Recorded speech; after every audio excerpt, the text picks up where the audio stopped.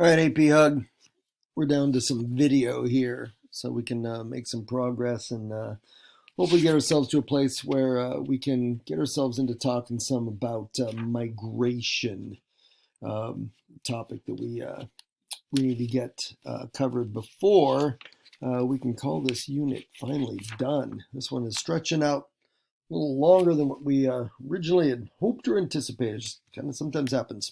All right, I think I might have a difference between first period and seventh period. First period, I don't remember if we got to number three or not. I do remember talking about this in seventh.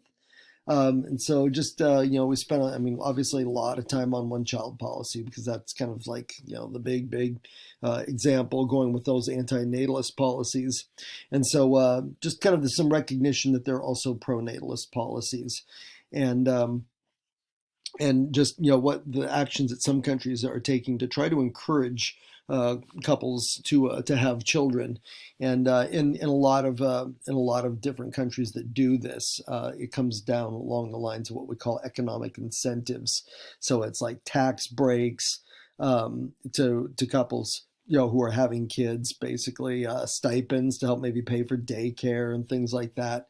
And then laws that allow for longer maternity leave or even family leave, where even dad can legally kind of step away from work for some time when a baby's first born. Those kinds of things are pro-natalist policies. It's anything to try to make it a little bit easier to have babies in a lot of these countries, including our own, where we are seeing kind of this decline in infant birth rates. Okay, all right. Let's see here. So we're going to move it here into section 3, life expectancy, and just reminding ourselves that while when we think about the idea of population increase, I know a lot of times we want to think that there's more babies being born, more babies. That's where you get your population increasing, but we absolutely, that's only part of the story. And the other part of the story is definitely that concept of, first of all, that we through improved healthcare, medicines, surgeries, all that kind of thing, that we now have a much more dramatically increased life expectancy from even 100 years ago. We also, along with that, is your other part there, lower infant mortality. You don't have to go too far back in history, whether it's here in the United States, particularly in other countries, where having babies was a high risk operation. Let me tell you, sometimes for both the mother and the child. And if you go back to more of the agriculturally based United States in our early history, and then this kind of follows along to other countries as well, that families would have, a mom might have, if you're trying to run a farm, she might have 12, 13, 14, 15 kids during her rearing, those childbearing years. And there would be something of a chance that maybe only about half of them would survive. And when I say survive, I mean survive like the first 2-3 years of life. There were just so many different kinds of illnesses, diseases, sicknesses that came along, that there was no medications, to combat against it. And so infant mortality rates were sky high back in some of our pre-industrial revolution days, some of our days where, again, we were far more of kind of that agricultural, agrarian-based kind of economy. So it's the things that we have done in the last about 150 to 200 years that have increased that life expectancy and dropped that infant mortality. We'll give you an example of some of that. Okay, that overall we have become far better educated about the food that we put in ourselves, particularly in really even in the last 50, 75 years, and just the focus on nutritional food versus just something to fill your gut. That sort of thing. And so when we talk about the mechanization of the food industry, when we talk about transportation, it's able to get foodstuffs from one place to another much more quickly than it used to be. When we can use everything from ships to semi trucks to that kind of thing, instead of having to rely on wagons or slow moving trains, things like that. Those are some of the things that have resulted in us having a better food supply. And better food supply means, yeah, means at the end of the day, it means longer life. All right. Let's see. I think we got some more B there. Yep. Public sanitation. You go back to the Middle Ages. I'm kind of working with your friends who are in world studies right now. We're kind of in the Middle Ages, kind of learning some old history, and learn about the Middle Ages. I mean, back in the days when people would wake up in the morning, and you didn't have indoor plumbing, so all night long, and you just kind of collected all your body waste, usually in a bucket or a bedpan. And when you wake up in the morning, you wouldn't go down, go to the local kind of draining hole or something like that. A lot of times you just kind of open up the windows and you just dump it out the front window and into the street down below or the sidewalk down below. And these people would then wonder why, disease and sickness was spreading so quickly. It wasn't because they were just, that stupid. They were ignorant. They didn't know. And we've learned a lot. We've learned an awful lot since then. And we know that, that safely disposing of human waste is paramount to stave off, disease and that sort of thing. And so when we think about modern sewage systems, they have played a huge role in also increasing life expectancy. People not dying off from some of those. And then, just the explosion in both knowledge and technologies when it comes to healthcare. Vaccines that pretty much eradicated things like malaria, like smallpox, like polio. And these were diseases that just killed many people, especially impacted, when you think about like mumps, measles. These are ones that really focused on and killed a lot of very young children. And so a lot of the improvements that have been made in the last couple of hundred years have likewise contributed to that lower infant mortality rate and higher life expectancy. Okay, alrighty. Section 4, the demographic transition model, DTM. So I'm going to give you the basics on this. We'll need to kind of talk about it more, and we'll probably use some of our class time to do this. I may even kind of give you we'll look at this next slide and I'll talk about this. I might give you a kind of one of your little cutouts that you can put into your notes for this. And we just might take the approach and just kind of fit it somewhere in here, and you can kind of just glue it in and, kind of a little foldable sort of a thing. And so it is this idea of 5 stages. There's a question mark next to stage 5 because really the traditional approach to DTM is 4 stages, but a lot of geographers, a lot of sociologists have suggested that really we're now seeing a stage 5 as we move into the 21st century. And it's pretty much, kind of like the little illustration show here. It's the transition from this kind of a world, not living with palm trees, but again, more of this kind of old world agricultural-based societies, agricultural-based economies, and the impact that had on people's life expectancies.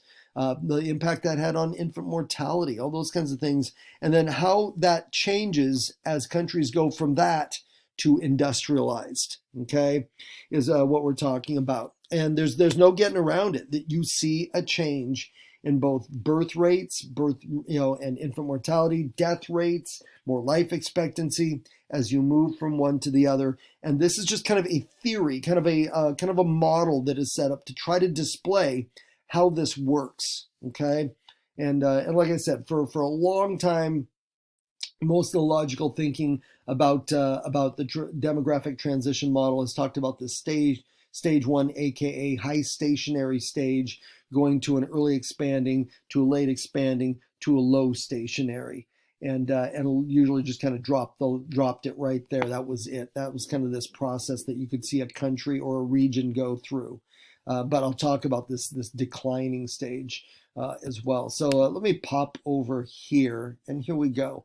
So stages 1 to 2, this is what we call high stationary.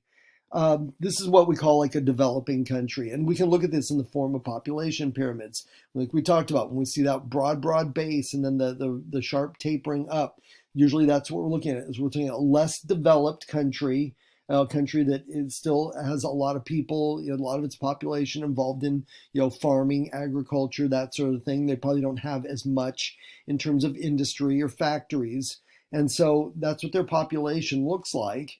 And that describes a country, and a country like, if we go to Africa, a country like Niger, it would be an example of a developing country, still pretty much kind of stuck in here, okay? Or even this one here, Nigeria is the one that I actually have here. So Niger or Nigeria. There's a number of African countries you can look at that probably have a fairly similar population pyramid, but that's that high stationary. That's what it's describing, okay?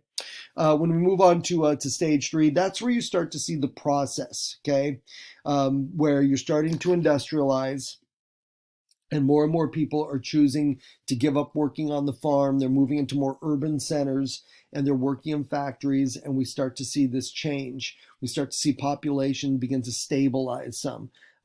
This is showing Turkey as the example right here, okay, as a stage 3.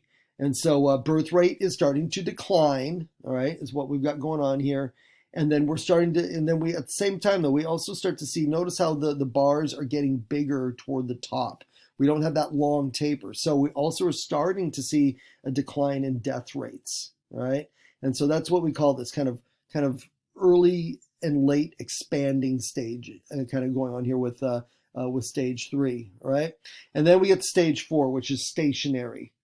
And I've got France as my example, and it's so pretty much you're looking at a country that no longer is growing. Okay, extremely stable. Maybe a little bit of shrinking starting to go on. We can see again that even in France we see those boomers, there they are, and then we see this kind of decline starting. So we're starting to see the beginnings of a little bit of shrinkage in the population, a little bit of that. It's not that we are just stabilized as far as our growing. We're actually starting to kind of lose some of that growth. All right. And again, that's where a lot of times where a lot of these scientists and geographers and sociologists kind of said, well, and that's kind of what happens. That's the process. As you go from being, you're agricultural, you're starting to bring in some industrialization, and then this is a fully industrialized country. This is what it looks like, right? But now we're starting to look at this idea of, but in a highly industrialized country like Japan, this is what we're starting to see now is what we're just describing as a declining population. We are, we're in this situation where we're getting into that inverted situation where we're going to have, one person working to support 2 or 3 dependents that are out there, and just the havoc that's going to wreak on an economy. All right. And so, that's kind of what we look at. And so, like I said, I'll get you some kind of little cutout here to help you out on when we talk about DTM and kind of thinking about those population pyramids and how that all fits in with this. Okay. Policy implications. When I talk about policy, I just mean kind of changes countries have to make in terms of, sometimes it's going to be law, sometimes it's going to be how money is allocated, priorities and that sort of thing. And so, if you are in a high stationary country with that gigantic, growing population, you have too many young people, that's going to impact the kind of healthcare that you probably are focused on. And that kind of thing. Now, as you start to move into early expanding to late expanding, then it starts to flip around. Especially now that we're talking about this, the stage 5, and talking about this declining population, and getting into this idea that now we've got all these issues that are connected to geriatric issues that old people have, heart disease and higher incidences of cancer and things like that. And again, that has an impact on decision making when it comes to healthcare and where the money's going to go, where it's not going to go, and that sort of thing. All right. All right, so rate of population increase, okay, RPI. I don't know, we're going to get into the world of a bunch of acronyms here. All right, so crude death rate, that's a new one for us. We talked about crude birth rate, and with crude death rate, that is another one that when we think about here. Hold on just a sec. I want to grab one of the. hold on, grabbing another resource. Sorry. Yeah, crude death rate very similar to crude birth rate. Again, it's fairly non-specific, but unlike crude birth rate, we don't have sharply more accurate way of looking at this, because it really does. It comes down to, well, it's one of your terminology. It's on your vocab 2 list, and it's kind of that idea: number of deaths per year for each 1,000 people in a country, in a region, in a continent, in a state. Whatever that scale is going to be that you're focused on. Okay. Let's see here. Move it along. All right. And then this idea of the rate of natural increase, okay? And so that is where you are tracking crude death rate to kind of get an idea of, are we a region, a state, like I have there with Oregon, that is overall population growth or decline? And so rate of natural increase, it's just like it is a percentage, the country or state's population is growing or declining. One of the things to keep in mind with that is completely based on births and deaths. Okay. If there are people who are migrating into Oregon or migrating into a country, a region, that sort of thing, that does not play into the rate of natural increase. And some people say, that's kind of a criticism of using this as a way of measuring, because it just ignores the fact that your population could still be growing or declining depending on how many people are moving into your your state or your region, and likewise how many people are moving out. And so this is seen as kind of, we can look at it, we can compare it, but we also have to keep in mind that it we cannot assume that it is highly accurate. Okay, it gives us one way of measuring, but that is only one way, and we have to think of some of these other factors. Okay, and so yes, here you go. How you come up with this this kind of like this measurement number for the rate of natural increase. And so we take our crude birth rate, we subtract crude death rate, we divide that by 10, and that gives us a number. And we can do this to compare here in the U.S. from state to state. And the lower the number that you have, you can kind of advertise that. It's kind of like, look, it's probably better quality of life here, that kind of a thing.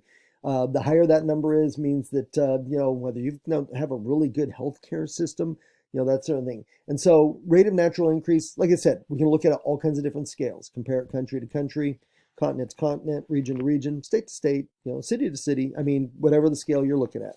Okay. All right. It's this is like feeling like more math. Demographic balancing equation. So that one, just like it says there, total population change. Okay. And now we bring in immigration and emigration. So people moving in, people moving out. All right. So we're factoring in births. There's a plus. We got deaths. That's a minus. And then we have a plus immigrants, people who are now coming into your area. Right, moving into your area, and that means permanently. They're just not there on vacation; they are moving in. And then emigrants are people who are moving out. Okay, and so that gives us a more accurate number there when we take a look at that demographic balancing equation. But that's another way we can look to do a little bit of this this comparison, and that's the formula that we use basically, and usually just kind of on a year-to-year basis. Okay, and a little bit more accurate than just again. Either a rate of natural increase or even just kind of, looking at crude death rate, crude birth rate, and, that kind of thing. All right. Population doubling time, that one's really basic. You got the definition there, and it's about that simple. All right. When I think about, I was telling one of the classes the other day that this website, I got to share this website with you guys still. I will. I'll link it up in our stream.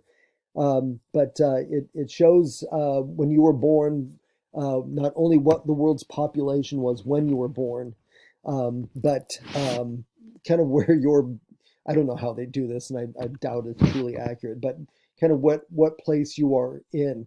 Like you can, like for me, okay, I'm born in, not to age myself, but I'm born in 1964. Population was 3 point something million, okay, 3 point something million. And it told me down to the person, where I landed in that population, I could say I was the 3,400,000, 23rd person. Again, I don't know how they really track that, but so for me, when I think of global population doubling time, so it was about 3 point something million when I'm born, and by the time we were turning here into the 21st century, that had doubled. We were up to we were over 7 billion. Okay, did I say? Yeah, I said 3 billion. 3 billion. Yeah, up to 7 billion. And so that was about kind of about 40 years for the United States, excuse me, for the world population to double. Okay, and then same thing. You can take that and you can take whatever scale you want. Right, you can doubling time for the United States itself, doubling time for North America. You can scale it in different directions, but that's what we're talking about with that one. Okay, all right. The demographic transition model is best friend, or maybe it's kind of cousin, is the epidemiological transition model. Okay, epidemiology, some of it's the study of diseases. All right, that's what epidemiology is. And so this is kind of looking at, and here we go. Hey, we got stages again. All right, and so this is looking at those stages, and now trying to look at how disease, well, I mean, I guess it says it right there, what role that's going to play in determining life expectancy. And another one that I don't know, I might, I, the DTM is going to be one that you're definitely going to want to be familiar with. It shows up on pretty much every AP test. This one not as guaranteed to show up, but it does follow along with those stages, and you go back again. You go back to the early days. You look at those countries with the big broad base on that population pyramid. Stage one. They're also stage one on the epidemiological transition. There's a lot of infectious disease. We're probably going to see a lot of high infant mortality. One of the reasons why it gets so narrow as it heads up toward the top is because there's so many different factors that come in to kill people. All right, whether it disease, and infectious disease, all that kind of stuff. Okay, it even talks about animal attacks here. But everything coming together that pushes down on life expectancy, infant mortality, all of that. And then you start the same thing as you start to get further and further away from being an agricultural based society or civilization. As you get more industrialized, there you also start to see this rise in a more modern level of medicine and healthcare. And so you go from infectious diseases to then what we call chronic diseases. And chronic diseases are kind of the diseases that you see in more developed countries like our own, where more of the focus is on. And you can see some of the examples they have there, like ones we talked about, diabetes, heart disease, cancer, things like that. And some of these are diseases that come from not being active enough. Some of these are diseases that come from eating the wrong foods, because in a country like ours, you can, even though despite the fact we have all that nutritious knowledge and know-how, we still are a country that is kind of obsessed with fast food and eating stuff that's just absolute crap for us, but we eat it anyway. That kind of a thing. And so those cause different kinds of health issues. Maybe not as deadly, and that's why you see those population pyramids again looking very different in stage 3, stage 4, because we have all these medications that can keep you alive. You can live 30, 40, 50, 60 years with being diabetic, that kind of thing. Okay. I have a mild version of heart disease myself. I mean, I have high blood pressure. I've been taking that kind of medication since I was in my 40s. It runs in my family. And I'll probably take it all my life. If I'm fling me back 2-3 centuries ago, maybe it's killed me by now. I don't know. I mean, mine's mild, but I mean that's the kind of thing we're talking about. Okay, when you get to stage 5 in the epidemiological transition model, that's kind of where we're at now, and scientists believing. I hope they're not right on this, but saying that COVID was just kind of like an early sign that we may be entering into a era of pandemics. That what is happening is that diseases are morphing and evolving, and they're figuring out how to outsmart antibiotics, how to outsmart the medicines that we've created, because at the end of the day, a disease, I mean, they're living organisms that want to survive, and so they morph and evolve in ways to counteract the medicines that we've created. And there's a fear that, like I said, COVID was just kind of like the starting pistol of what could be a wave of different types of pandemics. Um, I don't know. I'm not an epidemiologist myself, so I kind of hope that that doesn't come to be the case. But yeah, that's what they talk about. They say COVID-19 might be an example of that stage five. All right, Malthusian theory, named after the guy you see pictured over there, Thomas Malthus, Thomas Robert Malthus. He was a English economist. Okay. And in 1798, he writes a book called An Essay on the Principles of Population. And in this essay, oh my goodness, talk about this is not the kind of guy you want to invite to a party, um, because this whole essay is about the fact that Malthus is pretty much saying we're doomed.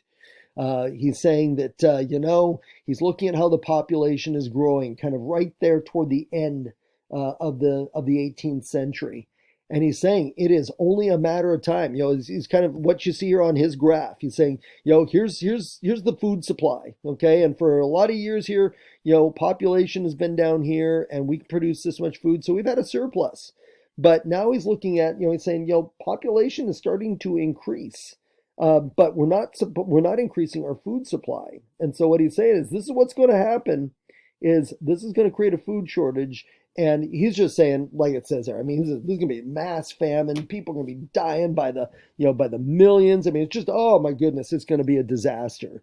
Um, he was wrong. Okay. I'm still here talking to you about this. And some of you, if I said, what made this prediction not come true. And we're going to go back to the Industrial Revolution. Okay. No sooner does he publish this book of his, this essay, and the industrial revolution is beginning to do its magic.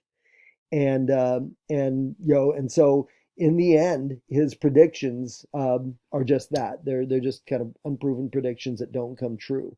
But it is because of the advances of the Industrial Revolution that new methods are created to increase food production, and so food production is in the end is able to keep up with population growth. Okay, there are people nowadays who refer to themselves as neo-Malthusians. And like it says there, they don't focus on the collapse of food supplies anymore. What they do is look at other potential resources, water shortages. They look at possibly gas, oil, the things that we use to heat, to keep the lights going, all that kind of stuff. They kind of go in that kind of a direction. And so there we go. All right. Um, that'll cover that. And I'm coming up on 30 minutes, and I think that's where I'm going to hit the brakes. That also gets us to the end of everything that we needed to cover on population. So where we'll be headed to next is going to be migration, and we're going to buzz through this quickly, okay? Because we're kind of time is pushing on us. So, but that'll cover us for now. All right. Make sure you got that in your notebooks. See you back in class.